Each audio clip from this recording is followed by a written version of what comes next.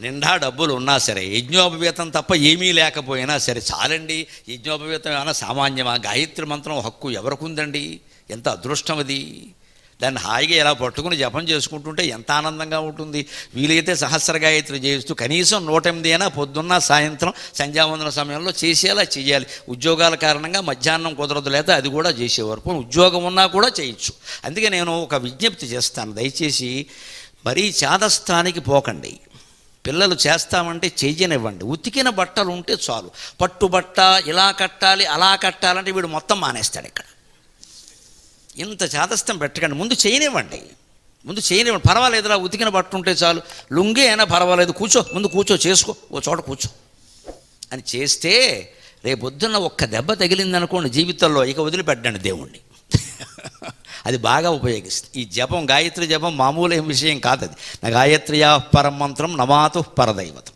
3 పూట్ల మానకుండా 108 సార్లు గాయత్రి జపం చేసేటువంటి వాడికి చేస్తే ఖచ్చితంగా ఆయన పక్కపడడానికి గాయత్రి మాత చాలు. ఇంకా ఏ దీక్షలు, ఏ వ్రతాలు, ఏ నోములు అవసరం లేదు అసలు. అవి వారందరూ ఆవిడకంటే తక్కువే.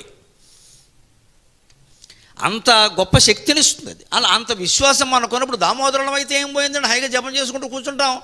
ముందు జపం చేస్తుంటే మానసిక ధైర్యం కలుగుతుందా లేదా, భగవంతుడు జపం చేస్తున్నామని. పైగా శ్రీకృష్ణుడు స్వయంగా చెబుతారండి ఖచ్చితంగా, విద్యా తప ప్రాణ నిరోధ మైత్రి.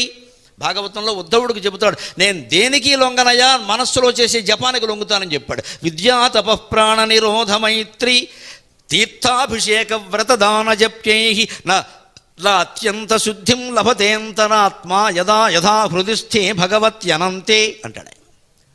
విద్య, నువ్వు ఎంత చదువుకున్నా సరే, యోగ విద్య అయినా సరే, తపస్సు చేసినా సరే, ప్రాణ నిరోధ ప్రాణాయామం చేసినా సరే, మైత్రి సత్సంగం చేసినా సరే, తీర్థాలు తిరిగినా సరే, ఎన్ని అభిషేకాలు చేసినా సరే, ఎన్ని వ్రతాలు చేసినా సరే, ఎన్ని దానాలు చేసినా సరే భగవంతుడు లొంగుతాడో లేదో చెప్పలేం. కానీ యథా హృదిస్థే భగవత్యనంతే, ఎవరైతే నిరంతరం మనస్సులో ఏదో ఒక భగవన్నామాన్ని మంత్రాన్ని జపిస్తూ ఉంటారో వాళ్ళు ఉన్న చోటే భగవంతుడు ఉంటాడు అని చెప్పాడు స్పష్టంగా. అక్కడే ఉంటాడు, మనం ఎక్కడుంటే అక్కడే. ఇంకా కష్టం ఎందుకు వస్తుందండి? ఒకవాడు వస్తే మాత్రం మన తాకినట్టు కష్టం మేరు పర్వతాన్ని తాకినటువంటి ఆయుధంలా వెనక్కి వెళ్ళిపోతుంది.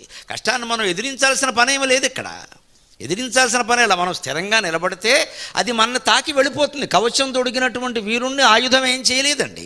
బాణం వేసినా వీడికి బ్రహ్మాండమైన కవచం ఉందండి. కవచం ఉంటే బాణం తగలలేని తగులుతుంది, ఓ దెబ్బ కొట్టుకుంటూ పోతుంది. కవచం గట్టిగా ఉందిగా, ఆ కవచమే మంత్రం.